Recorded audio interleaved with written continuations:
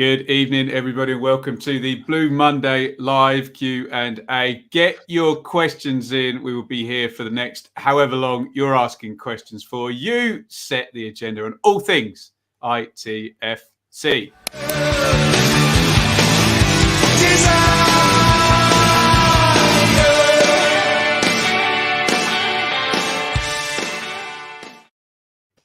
Right, let's do some hellos in the chat before I say hello to these illustrious gentlemen alongside me. Charlie, welcome. Tony, a couple of questions. I'll skip past the questions. We'll go to them. Dan, welcome.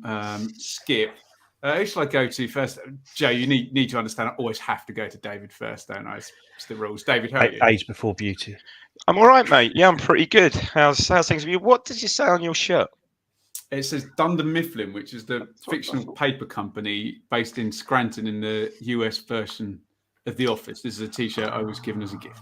Cool. Nice gift. Bet you really appreciate that. I did, and I wore it today. I've worn it all day, and I've been to the gym in it and then put it back on. So it probably needs to go. Probably it's not good. It probably needs to go in the chat. Let's say a couple more hellos before I say hello to Joe Fairs. I'm going to say hello to Andrew Harvey first. James Ruddock on a cool down. He's in his plunge bath listening to the pod for his 3 minutes. Michael Warner, good morning, all from Brisbane. Good morning, Michael, who's literally ahead of us in the space-time continuum. Get your questions in, guys. I'm padding, as you can see, while we fill up the questions, which means I can go to Joe Fairs and ask him how he's doing. You back from your holidays, Joe? Yeah, I was back at the weekend, so good to get back on the pod for it. But no, I'm similar to James, and I went for a run earlier, came back, sweating buckets, had a shower, sort of had dinner, and then my missus needed me to move some stuff about in the shed, so I then instantly was just dripping again after that, so I might need another one now. I like this first burial of Joe. Always on holiday. I agree, John. I barely leave the IP postcode these days, sadly. Always away. I've witnessed some of Joe's running up the hill past mine. Oh, interesting. Yeah, I've got to say, Brendan, he was certainly putting the effort in when I saw him. Okay. Yeah. Tim, welcome. Kevin, FPL Tractor, Mark, welcome, everybody. Keep your questions coming in. We'll just say hi to Lee as well with a beautiful picture down it. Look at that Pioneer Ipswich goal. Lovely. Look at that. Absolute beaut, that, isn't it? We'll go back to John, being he buried Joe, and we'll ask Joe the question he's asked. Harper has played his last game in a Town shirt. That's a kind of statement, but we'll pile that into a question. Has he, Joe? Seems a long way back for him, doesn't it? In that he sort of didn't do very well last year, did he? Signed with sort of a big fanfare coming into him. Sort of was poor, really. I know he's in a poorly functioning team. Then sort of went out on loan to Crewe in January. I don't think he did very well there, from what I've heard from the Crewe fans. They weren't particularly impressed. He's come back. He's had a good run at it in pre-season. He's been involved right at the very start, and gets towards the end of the window. And when we've only got 4 midfielders of any senior experience in the club, sort of putting Cameron Humphreys as a 5th there, we've sort of been happy to send him out to what you imagine is going to be a sort of bottom half League One team, maybe push into the top half if they carry on the way they've started the season. But I think we said that, I remember us being here in January saying this Crewe move is a huge move. This is the chance for him to salvage his career. And he didn't do it there. And is he going to go and do it at Exeter? But yeah, I think he's got a hell of a long way to go to come back and be sort of in what will hopefully be a pre-season for a championship squad next season to get into our side here. So yeah, I'd probably agree with John on that one. Dave, is this more a Raheem Harper conversation than an Ipswich Town conversation now? Has he just got to get things moving? You liked him, didn't you? I did like him, yeah. He looks like he should be. It's a weird one, I think, to say, but he looks like he should be a really good player. But, there was question marks, I think, last season at this point about his general fitness. To be fair, as there was with others in the squad at that point. He never looked really properly fully fit. Not even carrying an injury, but he just looked knackered. And when not many, with after the first half or so, he just didn't look fit. I've seen comments from McKenna that pre-season seemed he did good work in pre-season and got himself reasonably fit. But no, I mean, let's face it, the West Ham, the Cole U game didn't do him any favours, did it really? He had a bit of a shocker there. So no great surprise to see him go out on loan. And look, I'm sure he's I've said the same thing last season. I'm sure he's a really, really good player there, but let's hope he does well and does come back and challenge. But yeah, as Joe said, this is if Crew wasn't quite make or break for him last season, I'd say this loan move certainly is. Yeah, Crew absolutely stank to high heaven as well. And Exeter, I know it might. Well, it's going well. I mean, yeah, great start. But it might be just momentum at the start of the season. But that surely is a more viable move. Lots of people correctly pointing out here in the chat, rightly so, that our illustrious colleague Craig predicted Harper would be his Player of the Year, and obviously Craig's not here to defend himself, so we should say that was a terrible prognostication by Craig.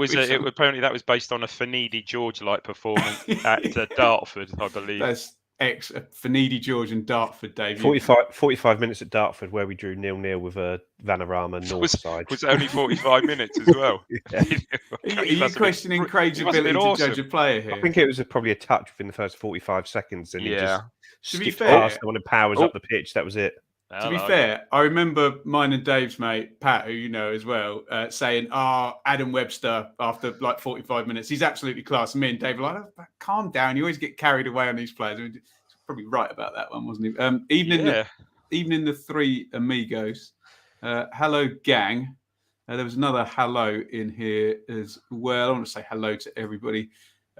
Say happy belated birthday. If anyone wants to wish me a happy birthday, you can do so. And you'd also contribute to the pod via Super Chat. Contribute to Ben's birthday. Pity. Come on. Like any of that goes to me these days. How old would you say Ben looks now? Both in our... Because that guy over there said he looks late 30s, and you calling him a liar? Stop it. Right. Let's change the subject very, very quickly from that. Dave, do you think there'll be any more signings for our first team? Our goal scoring seems to have been solved recently. Don't speak too soon, James. Good grief. Yes, I expect another. I expect one more signing coming in, and I wouldn't be surprised if it's a forward. I know we've spoken about. I've mentioned him so often, George Hurst before. I mean, that seems to perhaps have died a death as such, but this is how Ashton does his business. You know, probably from nowhere, will suddenly be parading in a new nice black town shirt. Spoiler, but him or maybe even someone who was previously here on loan, perhaps. Who knows? But yeah, I wouldn't be surprised if we saw one more signing in the next. Do you not think now Harper's gone out with Harper and El Mazzuni going out? That at least maybe point. A little light. El Mazzuni as well. So perhaps there is room. You've also got Cameron Humphreys there, but it's only really Ball, Evans, and Morsey with any senior experience, isn't it? Perhaps there is room now for a central midfielder. Maybe there's thinking there. But yeah, I wouldn't be surprised. Certainly a striker, and as Joe said, yeah, perhaps. Keep questions coming in, guys, and do us a massive favour. It really helps on YouTube if you do hit the thumbs up button right below where you're watching. Helps us go higher in all their algorithms for whatever that means. Just press the button, all right? Don't make me do it. It was my birthday yesterday. Press the damn button, all right? Press the button. It's Sugar Babes, Dave. Nice. Michael, Joe, thought we played well on Saturday, but am I being greedy to think our passing could have been better? What say you, Joe? I think in the first half it was a little bit loose, wasn't it? I think Connor Chaplin was a little bit loose as they were trying to make things happen, and I just think we sort of just were a little bit too comfortable, and we needed to sort of up the tempo, which we did sort of really positively, didn't we? After the break, 73% in the first half there, just really up the tempo in the second half. But you think 73% possession for 3 shots, where I don't know what it was after half time, but probably better. After half time. 61 for looks pretty dominant all the way through. I was otherwise engaged, so I will bow to yours and who's a question of Michael's superior knowledge. We need to say a big David. Say thanks to MW for an £8.99. Thanks very much, MW. Extremely generous of you. Extremely generous. Much appreciated. Thank you so really much. Appreciated. Let's move on. Keep your questions coming in. Tim. Do you think the Sheeran leak was planned and a stroke of marketing genius? I think you've answered your own question there, Tim, and I think you probably answered it for all of us as well. But if he's involved, how many anyone know in the chat how many Instagram followers Ed Sheeran's got? 17 million, is it, I think? It'll be more than that, won't it, Joe? 70. 17, I thought. Oh, it'll be way more than that, won't it? But Ben's got more than that. I wish I had. Quickly, David, it's €50. 40 million it is, sorry. 40 million. Never mind 40 million. A 50 David, euro super chat, David. Whoa. That's incredibly kind. Thank you so much, David. Please ask a question and we'll read it out. Yeah, 40 million. Back to the question, that's Dave. extremely generous. Thank you. Oh, sorry. What is that? Pesetas. Yeah.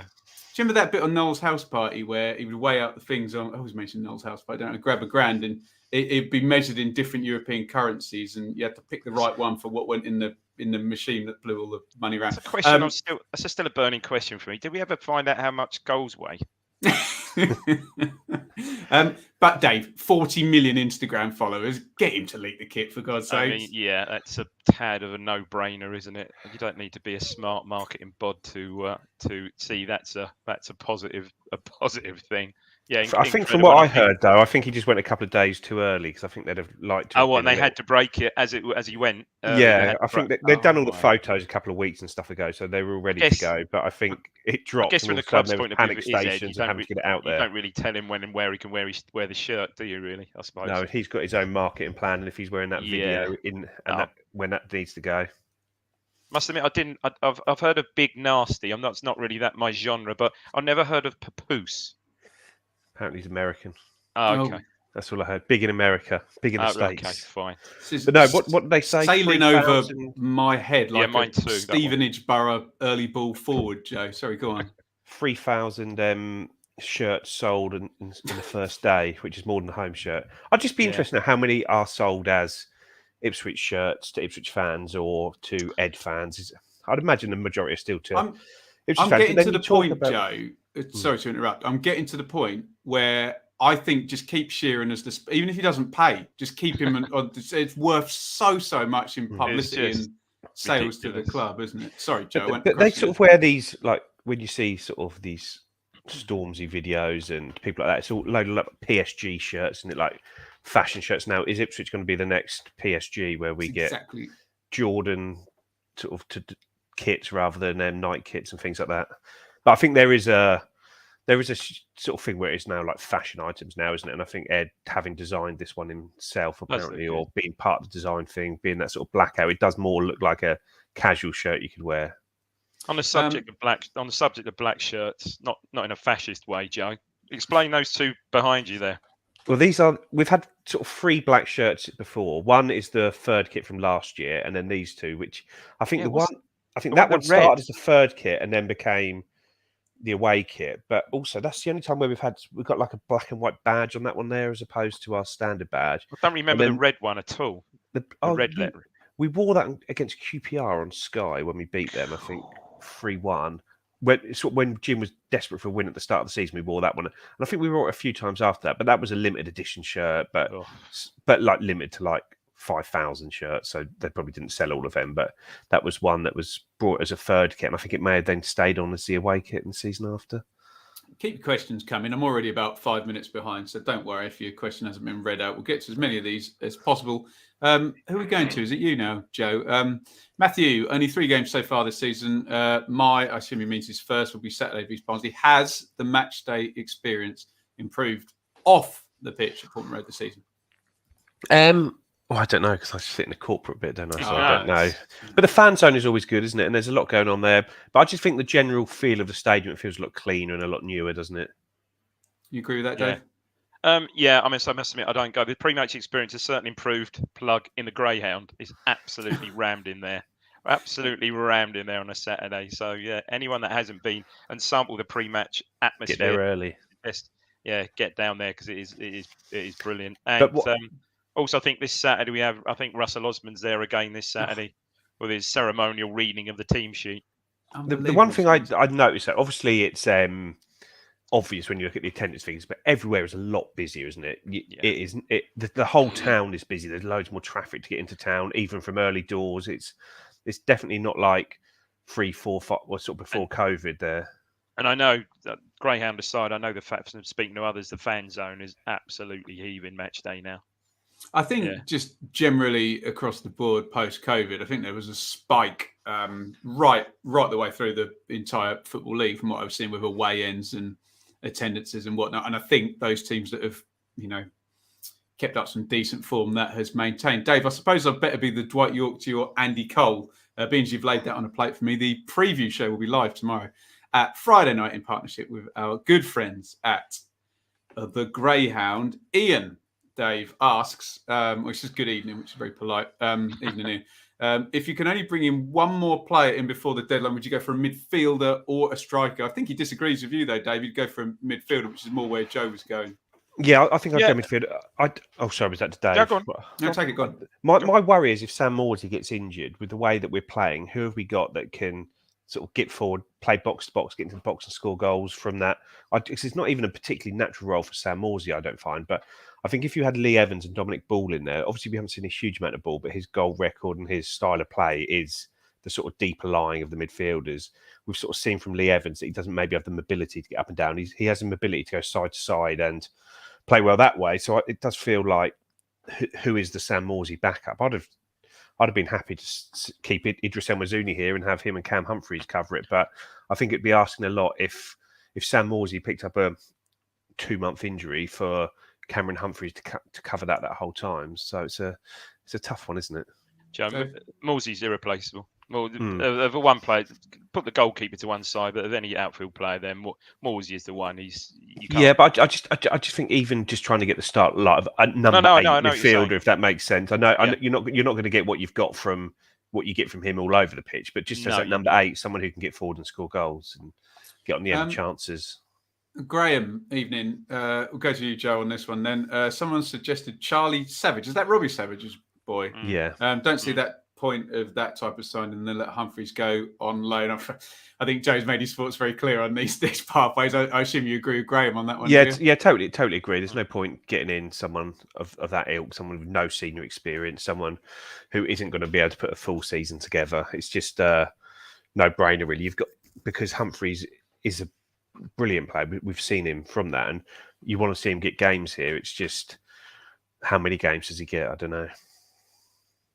Let's move on. I think you can give this a one-word answer, Joe. Has Joe left one of his toys out behind him, or is he just pleased to see us? Is that in relation to your lovely crane over to the... It's an extender. Knights at the Round Table, that would have been a different story. Dan, whose name I recognise from the Telegram group, which we'll plug properly, would Sonny Aluko be viewed as a backup option in the middle? He did play there a couple of times, didn't he? Just a bit. I mean, a number 8 in a 3 at a push, but possibly not, Dave. No, not in the Morsy role. I don't see it. Maybe as in that number 8 playmaker type role, perhaps, but no, not in the Morsy box to box role. I wouldn't have thought he'd certainly have the legs for that. If you were asking about this Harper, we'll stay with you, Dave, hole there. That's Anthony Scully of Lincoln, who's an inside forward who was balanced out by good old Brennan Johnson a couple of seasons ago. Are we oversubscribed in that position, perhaps, to Will's point, Dave?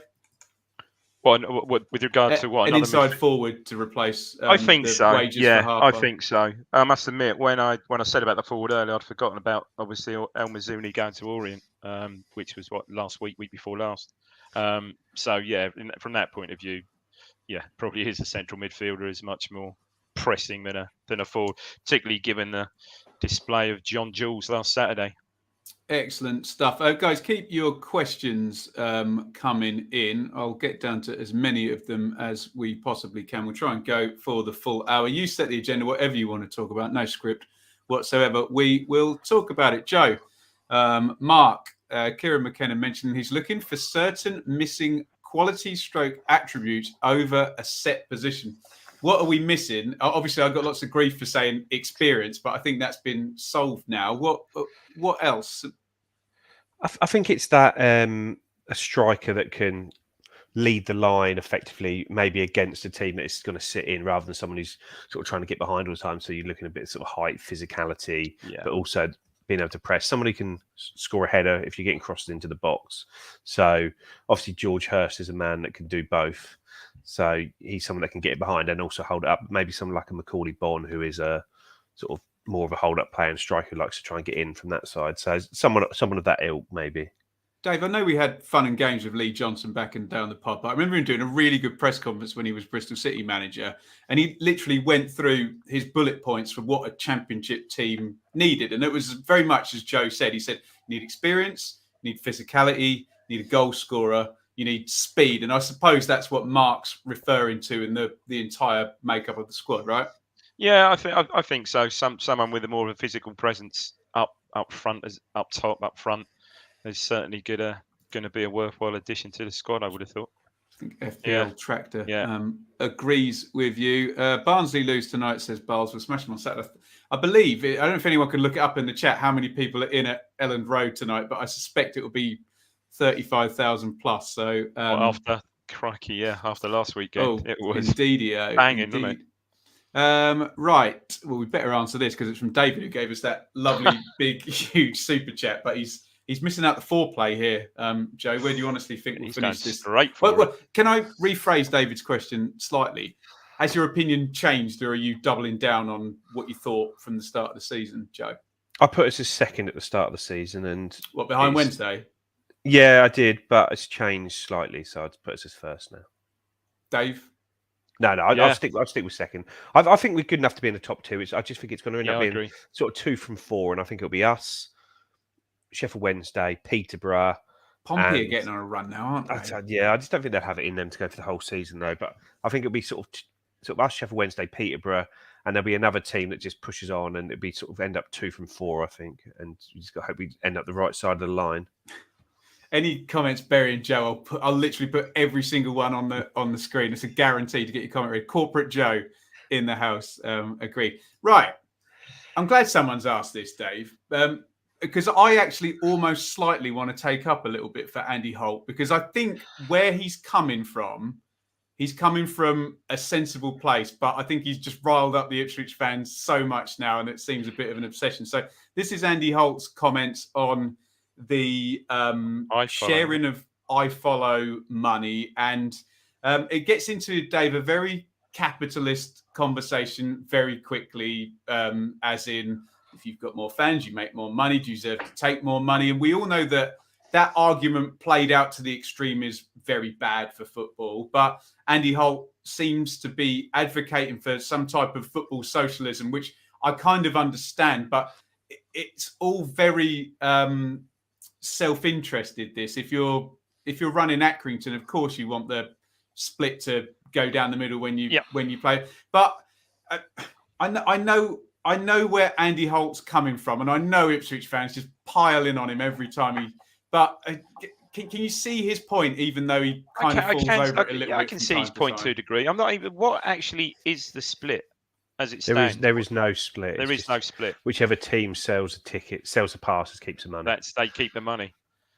I mean, yeah, we'd probably be if let's no disrespect to Accrington Stanley, but if we were a similar sized club, no doubt we'd be saying exactly the same. That's exactly the same thing. I mean, that's exactly just what I'm trying to say, Dave. Yeah. Whatever your position is. So, for example, when were in the Championship or potentially back in the Championship, we'll be the small fry moaning about parachute payments again, won't we? No, exactly. And thinking back 2 seasons when we were having when there was no financial, nothing coming in at all. There was no very precious little financial backing, coming into the club. We'd have probably said the same thing and whinged about it back then. Now, obviously, we've got the financial clout. It's a different story for us. But if that's how it is, that's how it is. And yeah, I can understand him whinging about it. I think there should be some sort of compromise on it. Yeah. In that, if Ipswich sells 7,000 passes to a game, I think Ipswich should get the bulk of the money for that. But I think if it is impacting on attendances, which is what a claim is, which is fair enough, people might not go to the games. But I think there should be a sort of payment up to the point that you couldn't accommodate the fans, if that makes sense. So if you've got 2,000 tickets available for the fans, and we sell 1,200, well, then the first 800 passes should go to the home club, or a figure that covers the loss of those 800 people not turning up. But once you get past that, then I think the away club, who are sort of administering the payments, taking the payments, sort of having to keep the money, bank it, all that side of it. Plus, we're investing in it ourselves. We're paying a commentator to go up there to commentate on it. We're trying to put together a sort of pre-match, post-match shows going forward. So it's one where we're trying to invest to make our product iFollow better to sell more, and that is at home and away from home. So there should be some reward for that. But we're going away from iFollow next season, aren't we, with Town TV? But I guess the point is also as well that it's an EFL requirement to film the game for iFollow, and I think the EFL have the cost of that, not Accrington. I don't think it's Accrington that pay for the filming of the game. I think it's the EFL that pay for that. So when he says we stage the game, we should get the money. It's like, well, yes, you stage the game, but the EFL are providing the coverage and selling it to the clubs. And so there's a point there. But yeah, I just think it should be linked to the genuine available tickets to the away fans. And if it's a sellout, well, it's a sellout. And you couldn't accommodate any more fans. So why should you be getting the reward for having more fans there? Perhaps it's just an overabundance of Accrington fans living on the continent. Yeah.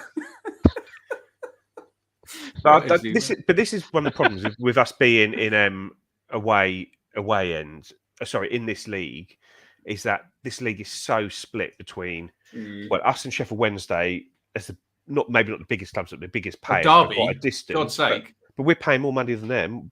When you look at their squad, they've got some highly paid players, but a lot of youngsters. No, but in terms of fan base, Derby. Fan base. But so I'm just talking about sort of budgets at the moment, and then sort of there. But once you get outside that maybe 10, 11, from there, you're probably talking about teams where the highest paid players $2-3 grand a week, and these are players like Raheem Harper's just gone out on loan, and we'll probably be covering half of that wage to get that to go through and things like that. So it's really two leagues in one. This one really, most noticeably from any point sort of in the pyramid, this is where it changes. So we need to get out of this league because Accrington are just a glorified non-league club, really, aren't they?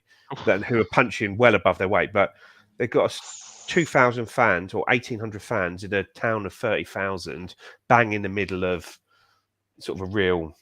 Sort of real football area: Blackburn, Burnley, Preston, Blackpool, Liverpool, all within. They're all in the Championship this season, aren't they? Those ones, there's like 5 of them. You just Wigan as well. All within Burnley. Sort of no real distance from it. So they're never going to be a club which is capable of carrying a crowd to get them up the league. So by just giving them more money, it keeps smaller clubs punched above their weights. So I'd rather not see it. How did I know, Joe? We spoke about this morning, didn't we? How did I know someone was going to ask about Liam Gibbs, who I was covering the Norwich Millwall game on Friday night, so I saw Liam Gibbs in the flesh, and lots of people came up to me and asked me about Liam Gibbs. So the first thing I'll say about this is, Joe, Norwich fans are extremely motivated to see Liam Gibbs do very well, but I think a lot of that is the narrative that they would love to pinch a player from under our noses. To quote Dave, he was very neat and tidy, Joe, but this was what I call Billy Gilmore syndrome in the Scotland game against England, where you had a team who had the majority of the possession against a low block.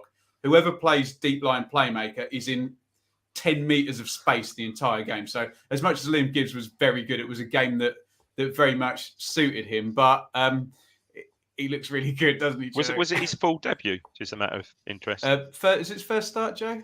I think I'll look that up. Not his first league start, but he's played. I think he's played in all the games so far. But no, it's a real shame, isn't it? An Ipswich fan, Ipswich boy from an Ipswich family is playing for Norwich, and the fact that he's sort of starting for them in the Championship, and sort of whether we like it or not, Norwich are sort of a top, at worst, sort of top 8 club in the Championship, isn't it? And they are. Well, let's say that he's sort of made a real positive impact there really quickly, and this was a player that had he been here, he probably still wouldn't even be in the first team squad. He'd be in the under 21s, which is crazy, isn't it? Mm-hmm. I think I dare say I think they signed Isaac Hayden, who would be ahead of him, but is hurt at the moment. But they particularly want this one to do well up the road, Dave. Yeah, of course. Yeah. That's not surprising. There's the second part of the question was about Simpson, wasn't it? Yes. Sorry, let me put that back up on the screen. I think you were just asking is it going to be something similar with Simpson, who's rather active on Twitter and unfiltered, isn't he? Which is good fun, isn't it? Always good fun. Has he? Sorry, have you linked with Huddersfield, Dave? I think he hasn't gone yet, has he? No. I think there's like 500,000 being bandied about or something, which seemed, I suppose, quite good business. Hard to say, isn't it, whether it'd have the same impact as Gibbs. You quite rightly said if Hayden had been fit, probably Gibbs wouldn't have had his chance just yet. Good move for him. Huddersfield Championship club. Good move for the lad. Clearly, it's not going to work out for one. Sorry, Dave. Sorry to interrupt. Their two central strikers are Jordan Rhodes and Danny Ward, so they need something coming through. That's an aging strike force, isn't it? Yeah. An aging strike force. Look, good luck to him. Whether he'll make an impact there, who knows? Clearly, for one reason or another. I mean, probably Joe perhaps does know a little bit more than we do, but it just wasn't going to work out for him here. So. Yeah, I mean, at the moment, as someone else in the Telegram group said the other day, he's just stagnating at the moment, not doing anything, is he? I'm not even sure. Has he played for the 23s or anything at all? No, he's not doing anything. I mean, it's just hasn't played there for a long time. It's crazy, absolutely crazy. He's obviously taken to Twitter here, which is his right. Look, move him on. Huddersfield, get some money in for him, reinvest, move on.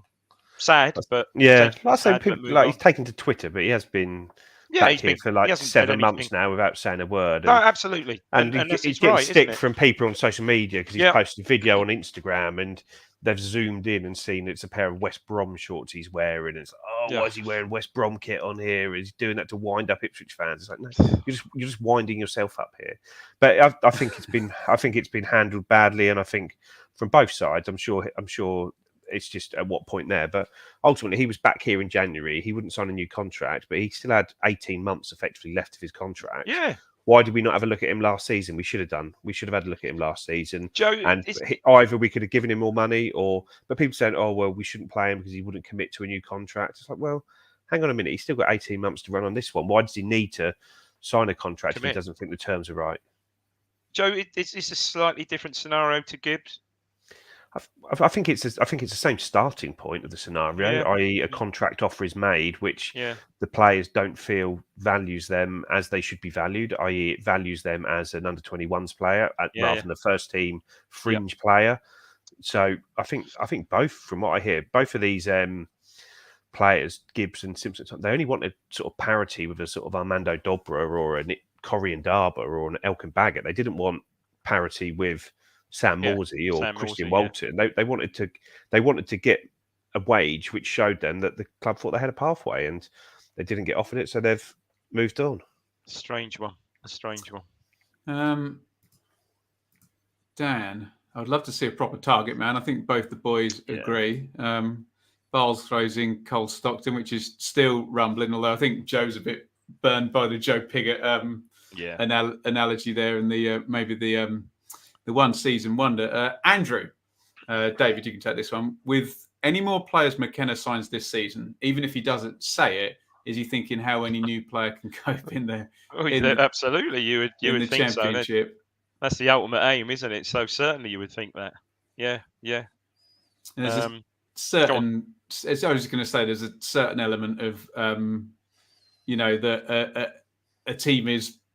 What's the term about the sum of its parts are greater than each individual parts. But exactly. But you want certain ones that could possibly hold their own. But hey, of course, yeah. But we're shopping in the same market as your Blackpools, teams like that who are sort of maybe not even bottom 8 championship budgets. We're outpaying teams like Rotherham, who are probably bottom 4 budget sort of thing. Well, so we are. Joe, you can't get good Premier League loanies in League One, but you can in the Championship. Really good players. You can get good first loans in League One, can't you? But you're 17-year-olds. You're taking a risk on them. Yeah. Let's dive back in. Keep your questions coming, guys. Keep it flowing. Great stuff in the chat. Matthew, I've heard the guys say on previous pods this season feels different to when we were top of the league with Lambert. What's the main differences? I assume the confidence comes from his impact last season. The eye test is a big difference, isn't it, Joe? Yeah, we're controlling games, aren't we? Where under Lambert we were sort of getting ahead and not hanging on to games, but there was a lot of 1-0 wins, weren't there? And there's a lot of times where you thought, oh, you've got away with one there. Where under McKenna, when we win 1-0, it feels like, obviously other than Burton last week, but normally a win, you walk away thinking that was so comfortable and that could have been more. It's only sort of, as a fan, you're just natural jitters which cause it, as opposed to the eye test, isn't it? I call it the Benjamin Bloom Shrewsbury Town litmus test. The fabled Shrewsbury podcast. We're not very good. We're 2-0 up. How are we winning? Edmondson or Burgess on Saturday, Dave? Oh, to go against possibly James Norwood. Oh yeah, no, Edmondson if he's fit, I would certainly say, yeah. I think I must admit I was in deepest darkest Norfolk last week, so I didn't see any of the game, and I follow anything, but I don't think Burgess did too much wrong, did he, Joe? And certainly showed by that. He had a decent so game. it seemed to be moving the ball quicker as well. Certainly his pass for the final goal, or was it the Chaplin goal? The Chaplin goal, I think, sort of looked that way. Let me just read a couple still a big step down from Edmondson for me. Let me just read a couple of comments out on this Andy Holt and this iFollow business. Has he got Joe's number? Charlie, we're selling out away ends everywhere at the moment. I don't think online subs will ever kill off attendance, as a chunk of viewers will be from overseas, genuinely, not just VPNs. Skip, I think the away club should get the number of iFollow tickets to make up any empty seats in their away end. Everything else goes to the club whose fans bought the passes. I think there's one more on this, Ian. I think the home club should get any of the iFollow money on a Saturday. Technically, those are purchased from abroad, so it makes no difference to the away. Just on that point, I wonder how many passes are sold on a Saturday compared to a Tuesday, because you often hear on the games where it's like, we set a new record because we sold 5,948 iFollow passes. They're always midweek games or games that are officially available on iFollow. So I just don't reckon there's as many people buying passes on VPNs as people think. And a lot of the times people have season subscriptions abroad because it's really cheap, apparently, to have a season subscription when you're abroad to do it there. So I think the big talking point seems to be those games of the Tuesday night or Boxing Day. I think they're doing it this year because it's not a Saturday, where you can pay £10 for a pass and sell 6,000 passes and bring in a fair bit of money. But yeah, I'd agree on the points sort of that Ian's made on that one, that these aren't tickets, these aren't people buying from the UK, they're people buying from abroad, so it's not making a difference on attendances. And if iFollow want to clamp down on VPNs, well, they can do it, but they'll lose out on revenue so they probably best to keep turning a blind eye to it. VPN. Please hit the like button if you're enjoying the show. Get some questions in. We will we'll endeavour to answer as many as possible. Mark, it's early days in League One, but which teams have surprised you so far? Can we overperform or underperform? Right, I've got the table, so I'm going to make some suggestions. You guys can come in afterwards. So Joe's got Pompey overperforming in third there. I would have Exeter in ninth, probably those three there in the top half: Exeter, Cambridge, Port Vale. Wickham underperforming, Barnsley underperforming, Oxford massively underperforming, MK ridiculously underperforming. Do you disagree with any of those, Dave, or anyone stand out for you that you think might be moving a fair way up or a fair way down? No, I think it's still easy, isn't it? Also. Yeah, I mean, it's very, very early. I mean, I think Exeter have surprised a few, but they had the classic couple of results the other week, didn't they? Where they beat Cheltenham. It's almost like the Ipswich Fulham Boxing Day game all those years ago, where lost 7-0 and then went and beat them 1-0. Exeter, I reckon Bristol Rovers will finish in the top half. I quite like the look of that for some reason. Wouldn't surprise me. You'd think we, and I mean, look where MK. You would think MK will. Well, I know they will start to make progress. I would expect them to be up around the top, if not the top 6, certainly the top 8 come the end of the season. Joe? Portsmouth depends with Portsmouth, doesn't it? I think strikers' fitness, Bishop fitness, seems to be a key plan, a bit of talisman for them. Good signing. I'd still expect Portsmouth to be up around the top 6. Joe? Yeah, it's difficult at this stage of the season, early. isn't it? Because you look, Exeter up in 9th, they do well, but then you look and it's like, they've won 2 and lost 2. It's not they haven't really done anything special to be there, have they?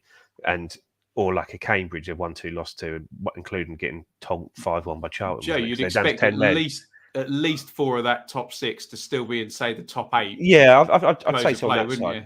But I think Cambridge are a decent side. I thought they were good last year, both times I saw them, and whenever I saw them against other teams other than us. So I think it's just, I say, maybe ask again after 10 games to see where things are, because I'd imagine it's sort of come out in the wash a little bit there.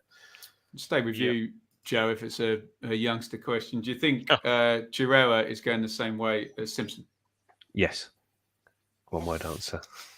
Okay, we won't elucidate any more on that. Matty, he's asking me here, Ben, as a Town fan, but also an impartial view of the EFL. What are your genuine views on the Simpson situation? I'm pretty disappointed at how the club has bullied him for not signing a contract.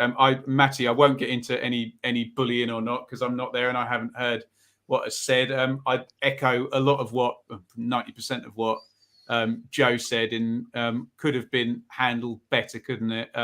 Especially when we're fielding questions talking about the need for a number 9 with good physicality who can do that job, and there's potentially a ready-made replacement there.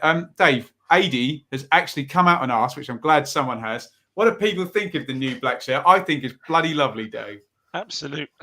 Yeah, very lovely. Absolutely lovely. Yeah. And I'm not a shirt, bothered either way about shirts, but I've got to say that particular shirt is a thing of beauty. Joseph, you're a connoisseur. Yeah, no, I really like it. I really like the blackout style. I know it's a little bit, not old hat, but a few teams have done it over the last 2 or 3 years. But no, I think it looks really smart. And I think the Ed Sheeran link means it's going to sell superbly as it's already started to. Joe, has the quality of the hospitality improved since the new owners came in? I assume attendance. But in all seriousness, we joke about American ownership, and there was a lot said about the front end and the back end either side of the football event, wasn't there? Have you seen anything, or is it still your chicken, potatoes, and veg? And it hasn't changed much, to be fair. An ex-player reading the team out. They've dropped the course on they've dropped the starters, so just disappointing. Good for the old waistline, though, isn't it, Joe? Yeah, no, but it hasn't changed much. The only thing at the moment is with regards to sort of getting a man of the match back up in there, because they've stopped doing this, and I still think the performance team is not happy with players going up into the restaurant because of COVID, which seems a bit sort of the horse has already bolted by this point, so it seems a bit pointless. So they have done it a couple of times this year, but it still seems the performance team are still making a decision on that. But I think they need to get back. They need to get back to that, and maybe just sort of say you can't go and hug them for a photo or lick their face or anything. That's tremendous. Michael Penty Smith. Will David Diamond be doing a meet and greet at the Greyhound on Saturday? Smith, I can't possibly divulge that. Watch this space. Where are we at now, Dave? Is it a tenner for a 6x4 signed picture, or just? Have you got your bum bag like Warnock? Yeah, that's. Hey, I was at prices online. Dave, I was at Bramall Lane the other night. They wheeled him out, old Warnock, and he spoke to the crowd. For a bit. I was in the presence of greatness. Marvellous. Yeah, watch this space. That could well be happening on Saturday, but not 100% sure. Okay. Should we get this out of the way? We're looking forward to seeing Mikey there anyway. More than Russell Osman? I can't possibly say that. Don't talk about the 1982 World Cup. Don't do that. Who's that in that picture? That was Morse, isn't it? Looks like he's fouled in a. Is it Jay Matete? Yeah, good shout there. God, he maimed someone in that game that Warnock was at. We better do the Hurst question. Josh has asked it this time. Do you see Hurst coming here? Feels like we signed someone completely off the radar close to deadline day. Is Hurst a smokescreen then, Joe? I noticed that Ronaldo was up at the Tottenham game against Wolves, wasn't he? So maybe he's coming out of retirement. The original R9. Oh, he might need a pre-season though behind him, looking at him. But no, I still think Hurst is the number one target. I don't think that's changed. There was all this talk of him signing a new contract, but I haven't seen anything announced on that. So whether that is going through or not, I don't know. But I'd still, if I was to sort of have to bet on George Hurst or anyone else, I'd still probably go for George Hurst on that. But then I'd probably do the same on, if you said Macaulay Bonne or anyone else, I'd probably say Macaulay Bonne. I mean, Hurst would be the statement, wouldn't it? That really would be the statement signing. Okay, we've been after him all summer, so no secret. But yeah, that would be a coup, really, wouldn't it? Get it over the line. Guys, I'm nearly caught up on the questions, so keep them coming. We're at just about 3/4 now. We'd love to waffle on for another 15 minutes and get up to the hour mark. So do keep your questions coming. Do hit that like button. And as ever, I've got a load of plugs here. Follow over on Twitter at Blue Monday ITFC. Make sure you're subscribed here, which is Yeah, if you hit the like button, you'll still get all the videos anyway. But hit subscribe as well. We're over on Instagram as well, Facebook, all of that good stuff, and everything is housed.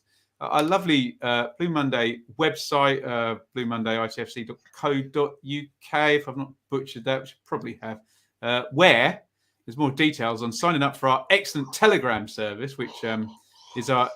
Am I literally boring you, Joe? Did you... He held up a fucking coaster twice. Oh, dear. That means we're doing too many plugs. So I'll really quickly go Telegram and merchandise. There it is. Look at that. You like that, Joe? Do we keeping you up, Joe? I've got one of those coming, actually. Have you? Oh, make sure you're awake for when it's delivered then. Yeah, and vote Blue Monday in the FCAs. This comes around at this time of year, doesn't it? Sorry, Could have thought it all those years ago, Ben, when we started this, and I think the parting shot was, you can follow us on Twitter. Yeah, whatever. Yeah. Whatever. If you want. I can't even remember all the plugs now. It's just, that's why I butcher them all. Brereton Diaz going to...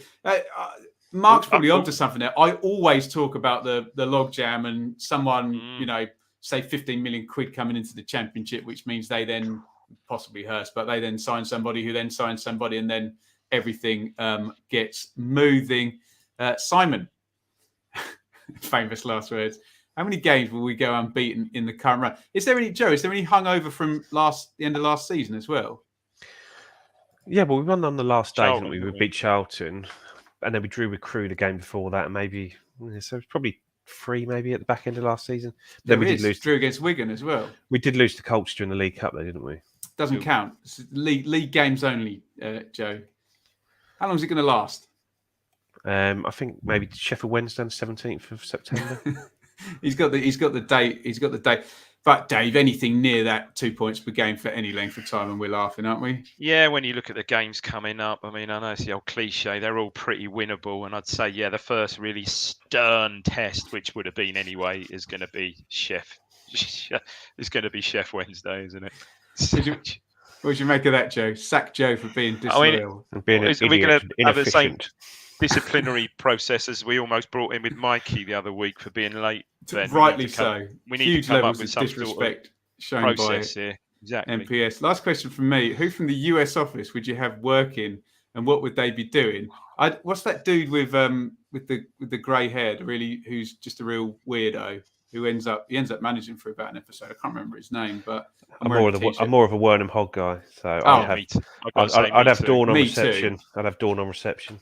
Get her in there. Me too. It's a man's game. Oh, don't cancel me for saying that. I'm quoting a show, for God's sake. Oh, no. Graham, does our passing at the back, especially Wolfie, concern you, or does it just open up so? Well, Graham, I was present at Burton, and I can report that Ipswich fans of a certain age are extremely concerned every time the ball is not booted forward 60 yards from, not like from out the back. So it doesn't concern me in the slightest, Joe, but it does rankle with some people, doesn't it?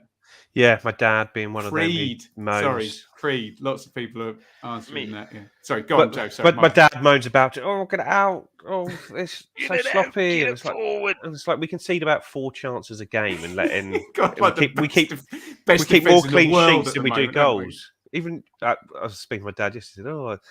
I saw on the EFL thing, they said, we've kept more clean sheets than we have goals. So Wolfie can't be that bad. And I think, no, he's sort of one of the best defenders in the league and just quality footballer and just goes through it. No.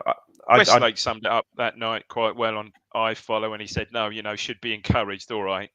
That's the way they're encouraged to play. They're playing it out from the back. That's the way they're encouraged to play and should play like that. And there is going to be, you are going to get the odd ricket. I mean, crikey. Dave, there's going to be a goal. Look at Man U against Brentford. Exactly. There's going to be a goal this season where someone nicks it on the edge of the box, like that one for Blackpool against Burnley the other day. Yeah. And they're in through one-on-one with the highest quality chance you can possibly get. It will happen, won't it? It will, but then, one-on-one with probably arguably the best goalkeeper in the league. So, it's it shouldn't be totally unexpected, but no, they should still continue. And I've got to say, there were even times against Burton where, not like Plymouth, where's that come from? MK Dons a few days before, where they were just playing it out and would not hump it. There were times when we were playing it, and when it did need to get knocked down the line, we did Danasi, and I remember a couple of times in the Burton game we did go long, where MK just refused to basically. Yeah, and it's not about, is it a Bobby Robson quote? I can't remember, but sort of saying it's not about short pass or long pass, it's about making the right pass. Of course. And that's always the way. And yeah, you might want, you might favour going short and playing out from the back, but there are times when you just need to put your foot through it. Yeah. I'm in trouble from Richard for swearing. That's not actually my fault, because if Joe hadn't put the coaster over his mouth to hide the yawn, I was just talking to my colleague here like a footballer walking off the pitch, where I have to stand and talk like that because I missed that bit. Talking about state secrets. Sorry, I F-bombed Joe when Joe did the big yawn. What else have we got here?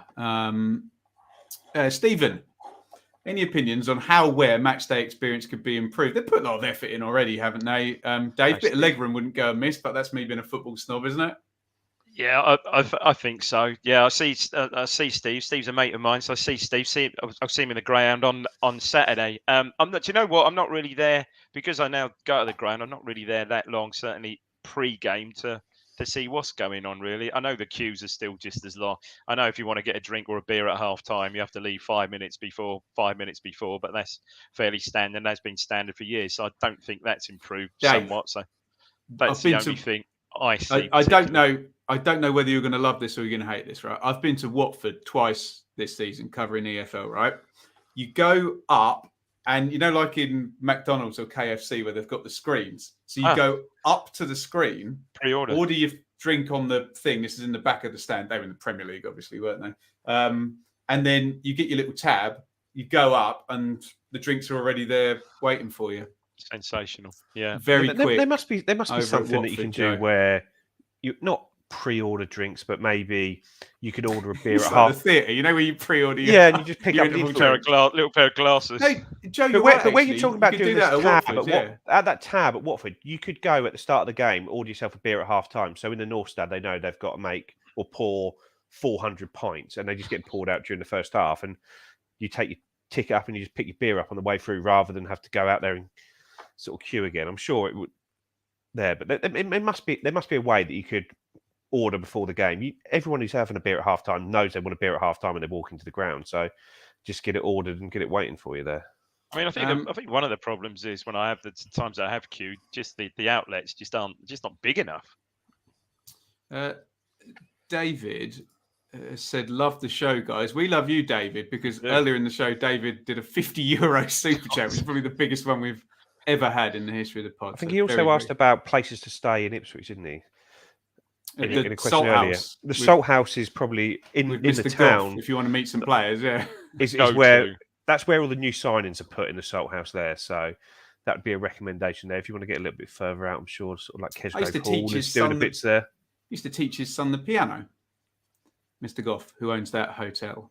Oh yeah, he used to own the Marlborough, didn't he? And the Angel in Woodbridge. That's right. Yeah. But there's a lot of hotels around the town centre now, newer ones like just your sort of standard sort of travel lodges, Premier Inns, Penta Hotels, Novotels. But the Salt House is probably the one. Dave's in the Waldorf Astoria on the corner of Manhattan Boulevard or whatever. What's that new one? Is it called the Box Hotel or something like that? Which is where Chicago's used to be. Oh, it's an Easy hotel. Easy. It was an Easy. Why do I think it's called a Box Hotel? But it is. It is what it is, isn't it? You just basically you've got a box as a room, haven't you? Yeah. Well, the options are with window or without. Fantastic. I've stayed in a couple of travel lodges or Premier Inns in London where I've stood on my bed and I've been able to touch both walls. Certainly. Were you paying by the hour, Dave? Or no? Have you been in one of those Ibis budgets? Oh, they're back in my touring days. Joe, which youngsters do you think will see Pizza Cup action? Was this Northampton next week? That's next week. Next Tuesday, yeah. Dave, I'm always wrong on the fixtures. Is it next week? Next Tuesday, yeah. Cameron Humphreys and hopefully, fingers crossed, Tawanda Chirera as see some action as part of him signing a new contract. Yeah. Oh, that's answered already. Let me just maybe give Nick Hayes a game if Václav Hladký is still sort of looking to get him out on loan somewhere. Dave, this is from Ian. Do you think Ball will take Evans' place when fit? And are we light in midfield now? Harper has gone on. Evans has been not a revelation. Evans has been really good this season alongside Morsey. So no, I certainly don't see that. Oh, it'd be a good 3 for those of us who like 3-man central midfielders, though, wouldn't it? Yeah. But no, I think incredibly harsh if they left Evans out. Evans has done really well. I don't think his corners are improving too much as of yet, but yeah, he's played really well and achieved it consistently at a good level as well. Complements Morsey quite well in there, I think, at the moment. Keep your questions coming. We've got a few minutes to go. Make it as ridiculous as you like for the last few minutes. Any constructive criticism of Joe will all be put up on the screen. So get that in ASAP. Joe, has Chirera signed a new deal? He hasn't, has he? No. We took the option on it in the summer to give it another year, but no, seems to be no movement on it. No room at the inn. Joe, but at least he's still been playing 23s and stuff, though. Yes, he has. He's been playing, hasn't he? Yeah, he's still playing. Yeah, so hopefully maybe we just have to show a bit of faith because remember he made his debut as a schoolboy away at Colchester in a Papa John's Trophy back in the day when he was still like 15, and I think part of the reason then they gave him that debut was because there was other clubs. I think it was Fulham at the time sniffing around. So hopefully, like I say, Fulham was sniffing around at that point, and maybe there's other clubs now, so we're going to have to do something. And thanks to David. Kirk put this up earlier and I missed it, so sorry, Kirk. Dave, away from the results on the pitch, do you think the backroom staff have now finally fixed our injury record? I always find this a bit of a myth. I think if you're winning, people don't pay attention to injuries. Yeah, no, it's because you're right. When you're losing, it's a bit of an easy cop out. But certainly, yeah, I mean, you've got these nagging ones. I mean, Burns, is that a carryover from last year? I don't know. Sometimes groin strains are sort of secondary injuries, but yeah, I suppose he's missed the last couple of games. Edmondson, well, I think Edmondson is perhaps still struggling a little bit with the big injury he had last season. That seems to be, but clearly, we rested him on Saturday and still kept a clean sheet, so brilliant. But yeah, certainly when you think back to our bloody injury list resembled an outpatient's, for goodness sake, didn't it? It was just horrific when you're thinking back a season or two. So yeah, certainly just seemed better prepared, don't we? Just far more professional, better prepared. We've got a bigger squad as well, haven't we? And allows you to be a bit more bigger squad and a much more capable squad also, which obviously helps. Speaking of injury crisis, evening guys, this is our friend Bits. Suffering here after trapping my sciatica. He does loads of driving bits as well, doesn't he? And lost the ability to walk. And I'm sure he'll get well soon. No, mate, that's not our good friend Bits. Yeah, I'm all for this type of feuding as well. If you want to compare any podcast members, I'll definitely screenshot that and send it to Mikey, please. Screenshot that now. Mike. We'll leave it up a few seconds. I mean, I couldn't possibly comment, but I'm definitely going to throw the grenade into the mix there. Richard. Question for Joe: do we need a fourth kit? I think we absolutely do. I think what other social Ed Sheeran's TikTok maybe or Spotify? Yeah, I think it was on Mark earlier on the Telegram said that Napoli had 8 kits last season that they used. They just had special edition ones sort of every other week. But wow, yeah, I think the goalie kits are nice as well. So there are 5 nice kits to get at the moment, isn't there? So a line has to be drawn somewhere. Is it inevitable that Norwood scores on Saturday? Now, this is a problem, FBL Tractor, because I actually don't think it is. When in previous seasons, I would have been, well, of course, he's going to score. So, Dave, if I flip the psychology here, now I'm confident because we've got a good defence and we're organised. He's going to score then, isn't he? Without doubt. He hasn't been playing, though. He hasn't been starting, has he? I think he's been pretty much coming off the bench in recent games, I believe. And I know for the first games when he was starting, he was sort of being hooked after about an hour or so. So, look, Norwood is, as we know, is a goal scorer, a bit of a poacher at that level. So, would it surprise me if he scored against us Saturday? He's also a provocateur, Joe, who will take great delight in scoring, wouldn't he? Yeah, I don't think he'll score. No. Another clean sheet. I'm sure he'd love to, but I don't think he will. Another clean sheet. Guys, we've got 40 seconds. So let's first of all say a big thank you to everybody for all of their questions. Tremendous stuff. I love this show because you have to do that. Here's my prep for this show. There it is. It's an empty piece of paper. No notes. I love it. Thank you for setting the agenda. Thank you to our super chatters as well. Who was it? It was David and MW. Very, very kind, and we do greatly appreciate it. It isn't what's the word where you have to do it? It isn't obligatory, but if you do fancy just hitting the thumbs up button before you go, that would be absolutely tremendous. If you're saying nice things in the chat, I'll pop them up as we go into the outro sequence. But all that remains for me to do is say thank you for watching. Goodbye from me. David Diamond, last word from you. Wait a sec as well, sorry. Michael's it's just put in the chat a couple of times about the fit of the kits as well. And I think he lives down under. But if he lives down under, he might want to get one sent down there, so needs to get it right. But everyone I've spoke to who had an Adidas one has got to size up from Adidas to Umbro. So that is my public service announcement.